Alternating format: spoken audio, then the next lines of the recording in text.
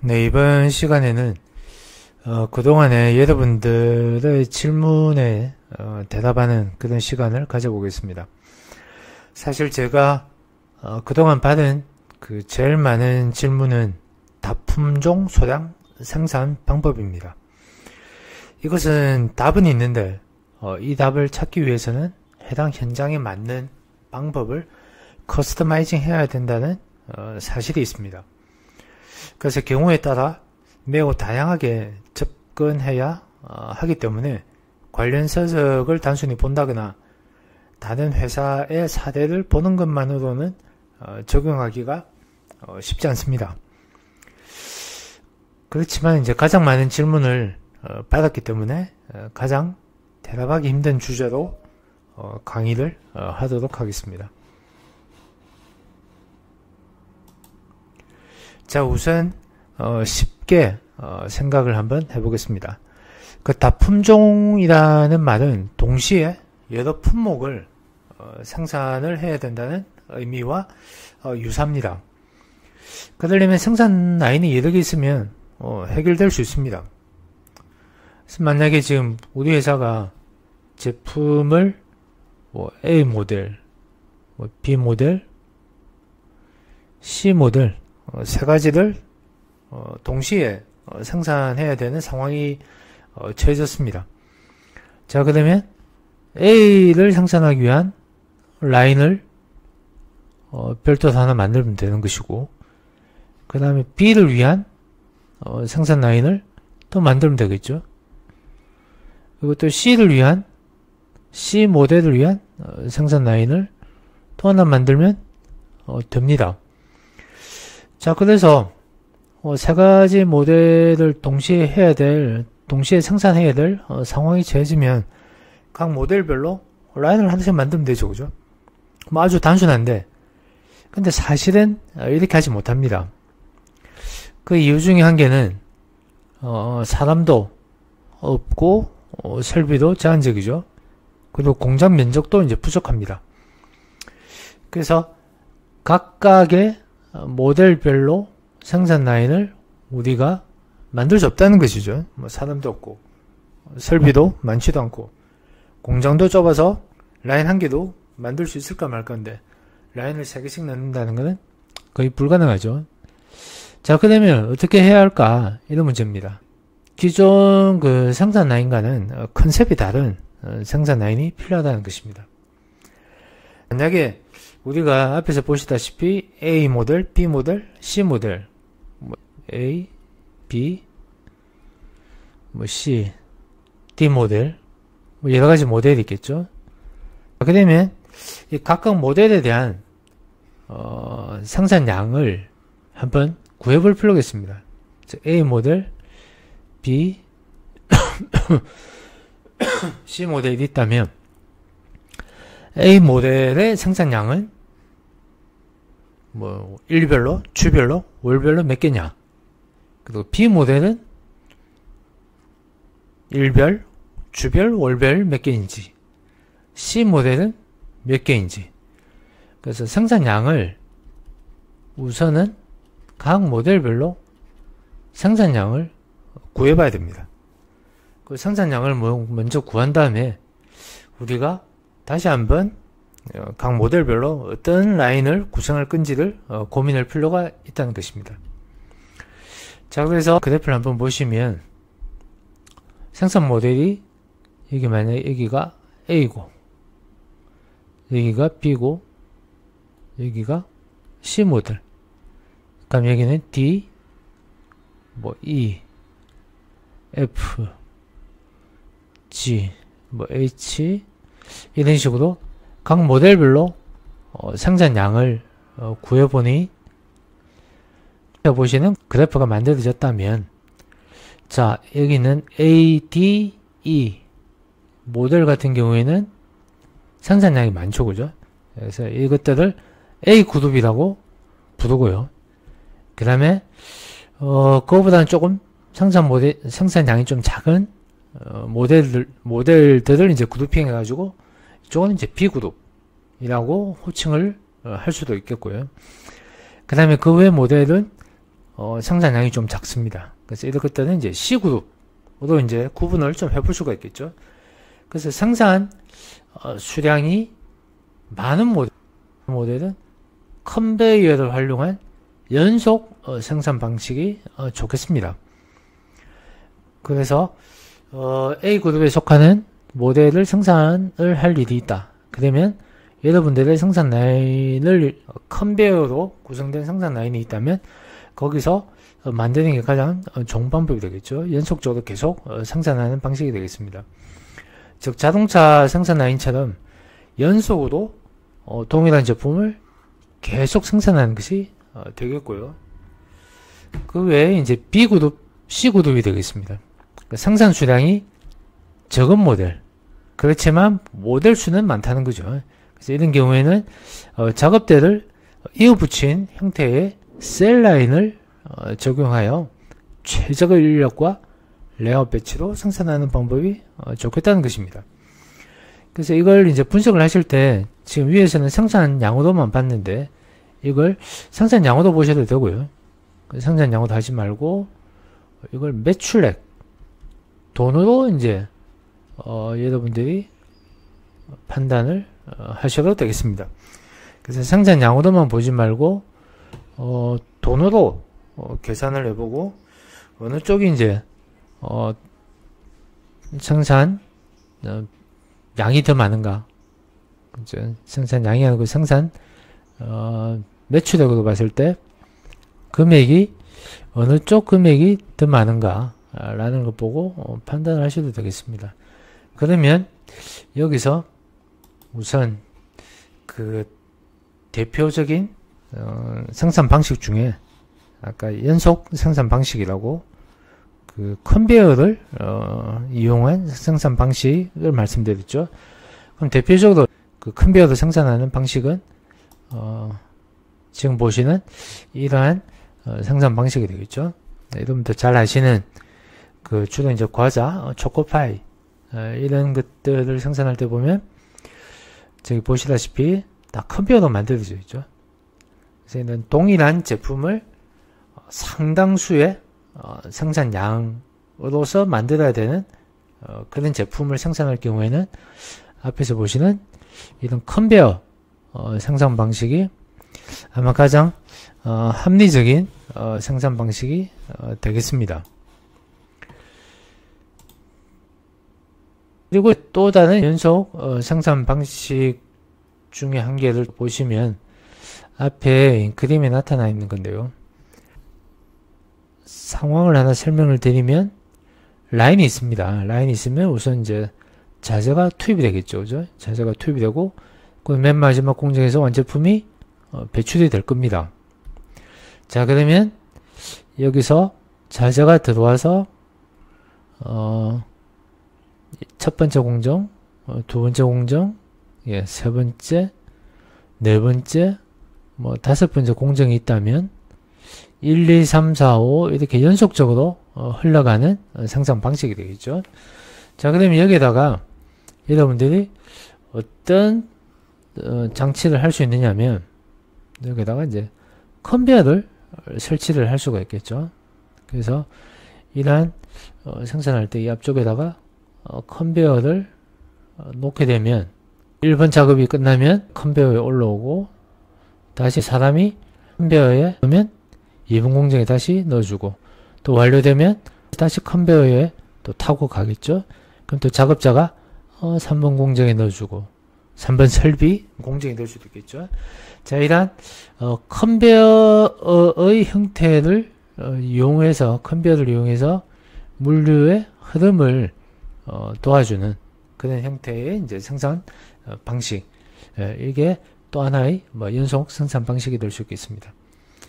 그러면 셀 생산 방식이라고 하면 대표적으로 앞에 있는 그림으로 이제 설명을 드릴 수가 있는데 셀 생산 방식에 대한 구체적인 내용은 제가 과거에 강의했던 자료에 셀 생산 방식이라고 별도로 강의한 자료가 있으니까 그걸 보시면 많은 도움이 될 겁니다. 여기서는 간단하게 설명만 드리겠습니다.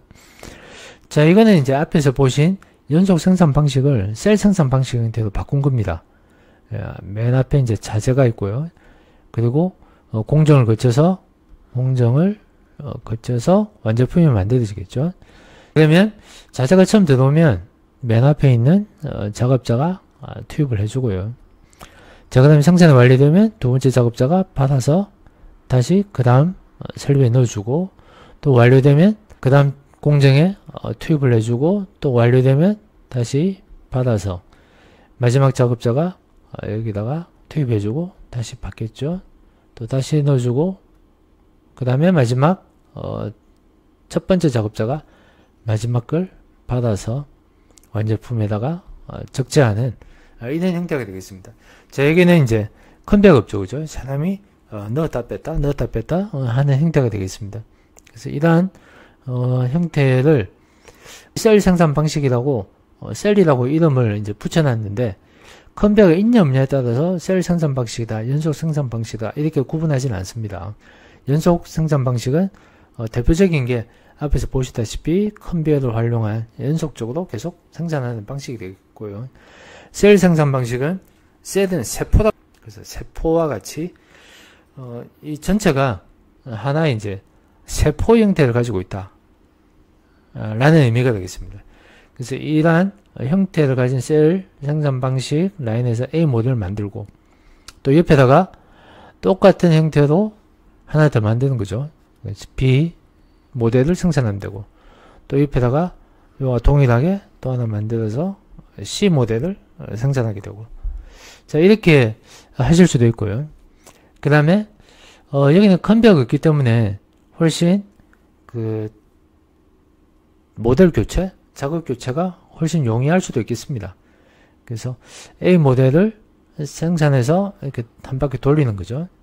자, 그 다음에는 여기다가 A 모델이 아니고 여기다 다시 B 모델을 넣을 수가 있겠죠.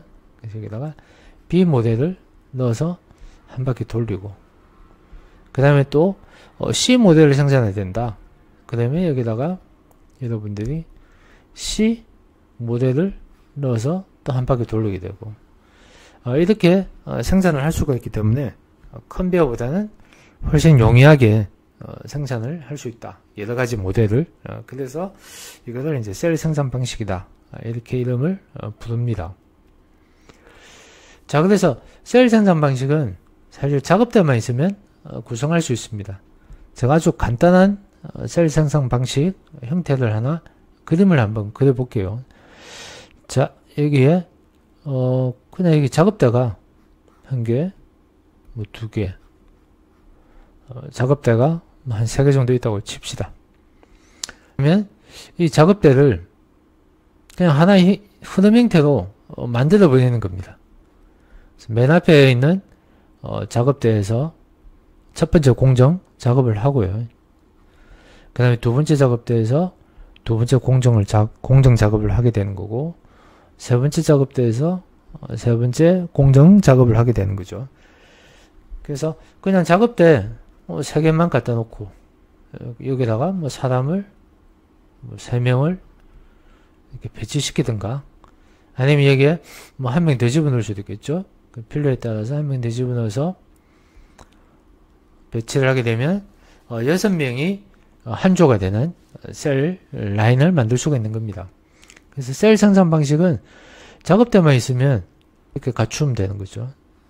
또는 이제 물건의 크기나 종류에 따라서 이렇게 옆으로 수평 방향이 아니고 수직 방향으로 세워서 작업의 형태를 만들어낼 수가 있겠습니다.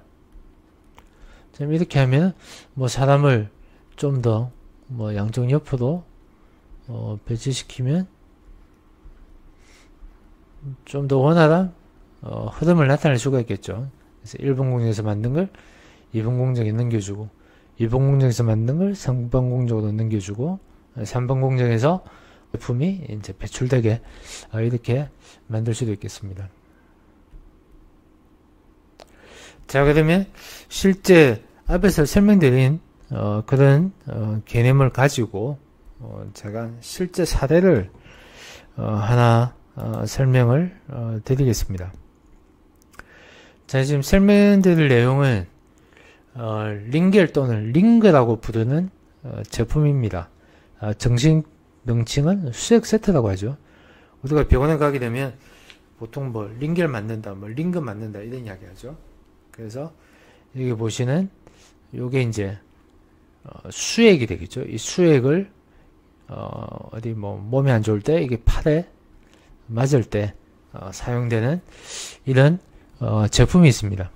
그래서 이런 제품을 생산하는 과정을 하나 보시면 이게 보면 이게 튜브가 보이시죠? 이 튜브가 보이시고요. 이 앞에 있는 이런 부품이 있고 또 이 부품이 있고 또 부품 3개가 있죠. 그죠?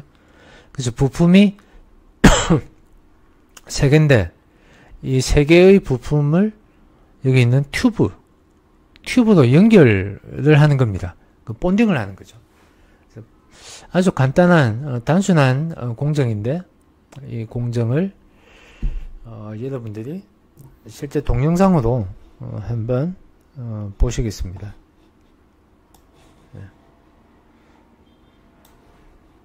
이게 중국 공장인 것 같은데요. 한번 보시죠.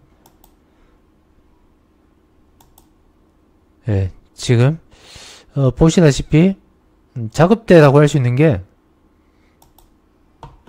밑에 보이시는 이런 거, 그 스스로 되어 있는 작업대 보이시죠? 이게 사람들이 이렇게 4명, 5명 정도, 9명 정도가 양쪽으로 이제 배치되어 있죠. 그 위에 작업대 위에 부품이 이렇게 많이 놓여져 있습니다.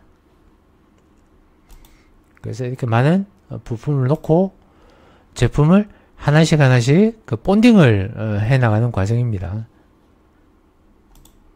양쪽에 자 이렇게 이제 앞에서 설명드린 바와 같이 튜브에다가 각 부품을 이렇게 이제 본딩을 하는데 본딩을 지금 한 개씩 하는 게 아니고 거의 뭐 수십 개, 뭐 수백 개씩 이렇게 하고 있는 걸 보이시죠?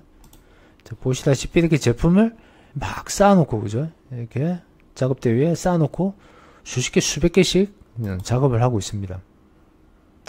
검사하는 것도 보이시죠? 예, 다시 한번 보시죠.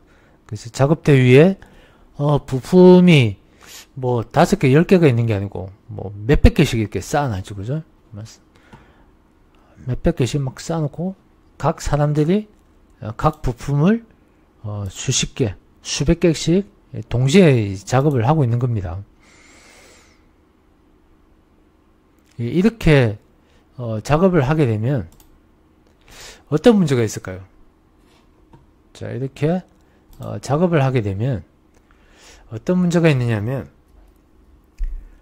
앞에서 설명드린 바와 같이 뭐 A 모델, B 모델, C 모델을 이제 동시에 생산할 수 있는 게 아니고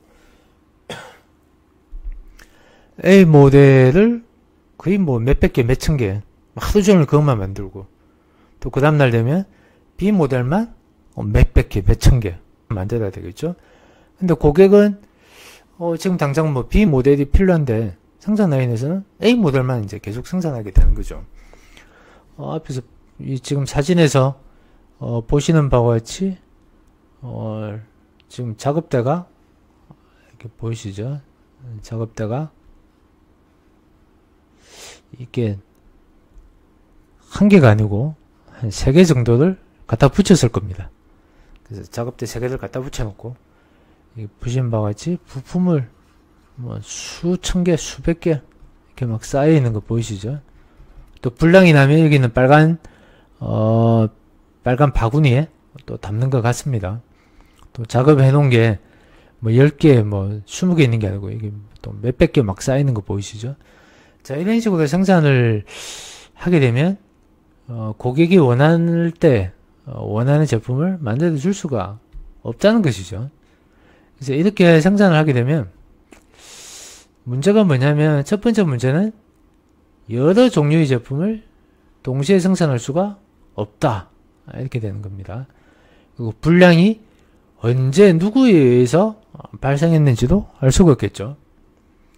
그리고 또 작업대에 있는 부품들의 공급과 완성된 제품의 배출은 또 어떻게 하고 있는지 이걸 알 수가 없습니다.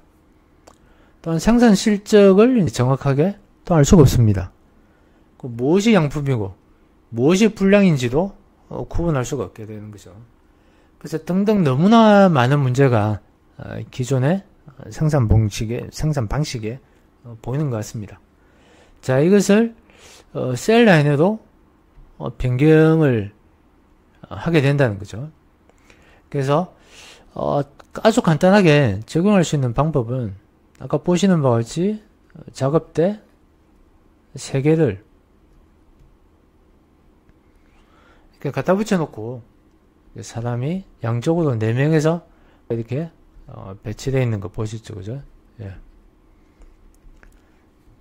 그래서 동일한 제품을 여기다가 막 쌓아놓고 완성되면 옆에다 한번 옮겨줄 겁니다. 그럼 또 여기서 막 또 그 다음 작업하고 또 여기서 이쪽으로 넘겨주면 여기서 또 같은 대의 이제 작업을 또 계속 하게 되겠죠. 자, 그 다음에 이렇게 해놓고 여기서 A 모드를 생성하고 또 여기서 똑같이 A 모드가 똑같은 형태로 여기 또 B 모드를 생성하게 되고 또 여기 똑같이 C 모드를 생성하고 이렇게 생산해도 크게 문제는 없습니다. 자, 근데 이렇게 생산하게 되면 앞에서 말씀드린 바와 같은 이런 여러가지 문제가 발생할 수 있는 거죠. 그래서 이걸 어떻게 이제 개선을 할 것인가 하는 건데요. 개선을 한 형태가 이렇게 나와 있습니다. 자, 앞에서는 이제 아주 간단하게 초간단 적용 방안이라고 제가 말씀드렸고요. 여기서는 심층적인 방법으로 설계를 했을 때의 경우가 되겠습니다. 자, 우선 이렇게 설계를 하기 위해서는 절차가 있습니다. 이렇게 하려면 사람의 동작도 분석해야 되고 물의 동선도 분석해야 되고 작업 설계도 해야 되고 등의 이제 프로세스를 거쳐야 한다는 겁니다. 자, 이게 무슨 말이냐면 여러분들의 생산 제품 또는 생산 공정, 생산 방식이 어떻는지에 따라서 설계 결과가 달라질 수밖에 없습니다. 그래서 답은 이게 하나의 답이다 라고 제가 제안을 했지만 여러분들의 생산 제품, 생산 형태에 따라서 설계 결과는 다르게 나올 수가 있기 때문에 정답은 셀 생산 방식인데 어떻게 셀 생산 방식을 구성하느냐는 여러분들의 상황에 따라서 많이 달라질 수밖에 없습니다. 자, 세부 설계 과정에 대한 자료는 이 뒤쪽에 지금 보시는 바와 같이 이런 자료가 지금 만들어져는 있는데 이러한 자료는 혹시 동영상을 지금 본 강의를 보시는 분들께서 댓글로 설계 과정에 대한 자료를 요청한다고 말씀을 주시거나 아니면 제 그 이메일로 여러분들이 그 자료를 요청하시면 제가 보내드리긴 보내드리겠습니다. 제 이메일은 스마트 언더바입니다. 언더바 팩토리입니다.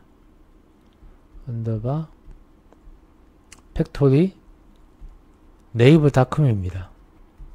요청을 하시면 되는데 제가 또다시 말씀드리면 단순히 이런 자료를 보는 것만으로는 여러분들 생산에 맞는 최적화된 셀 생산 방식을 구현을 하는 것은 쉽지 않습니다.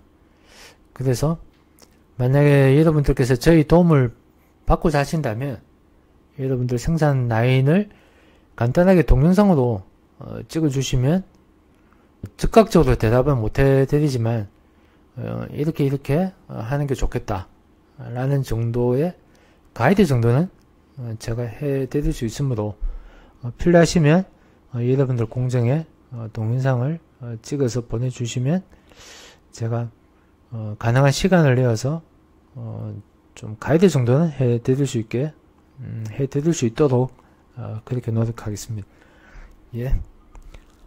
오늘 첫 번째 질문에 대한 대답은 이 정도로 끝내겠습니다. 수고하셨습니다.